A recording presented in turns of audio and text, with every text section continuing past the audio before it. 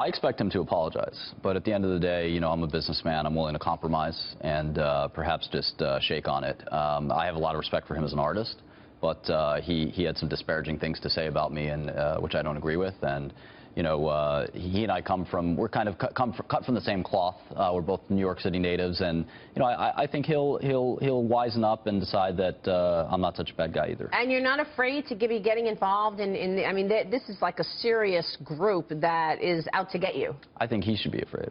What are you going to do? That's all I'll say.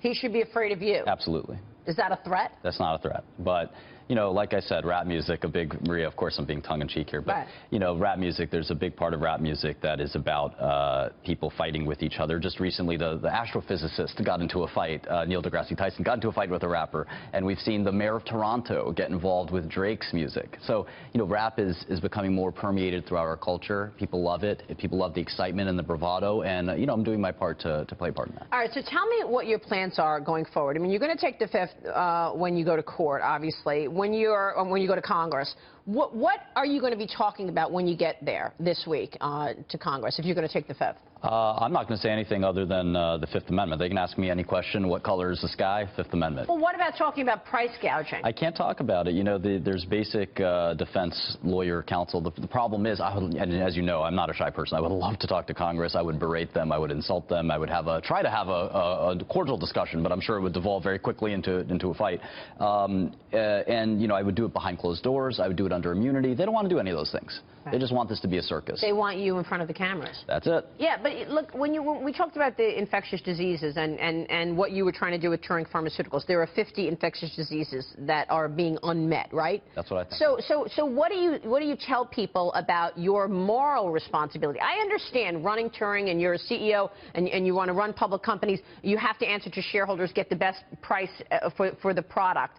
But what about the moral responsibility that you have to make sure that you make available the drugs that people need at affordable prices? These companies that I've been involved in, both Retrophin before Turing and Turing now, they do that. They bend over backwards. In fact, they do it better than Big Pharma because they have a company that's dedicated to one small product, whereas Big Pharma, they don't even know that they have these drugs. And if you look at moral responsibility, the responsibility rests on our industry to have drugs for Zika and Ebola before the outbreaks, not after. You know, after is too late. You've had already enough people die. You want to have these things beforehand. And of those 50 infectious diseases, I know that Turing's working on 3 or 4 of them to come up with these new drugs for the next decade. Have you seen other price increases since you took the price up by 5,000%? Yeah, you know, Pfizer actually raised price on 100 different drugs.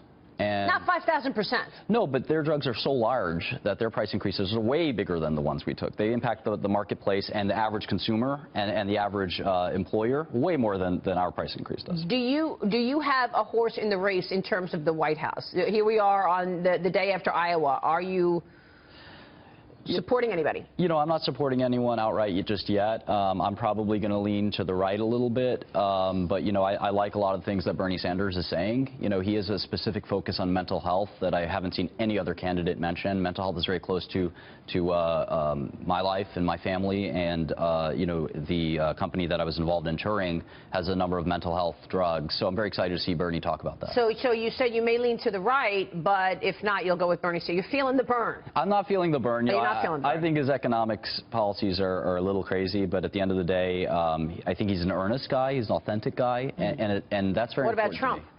I think he's, I don't know, I watched the Stephen Colbert roast of him, and I'm not so sure he is as authentic as we think. So I'm not a big Trump fan, honestly. So I haven't really found a candidate that I love. But I found pieces of candidates. There's pieces of Bernie I like. There's pieces of some of the Republicans I like. And, you know, it'd be nice if you could take the best of all of them and smush them into one person. But unfortunately, that's politics. Martin, you're going to be in Washington. We're going to be watching that.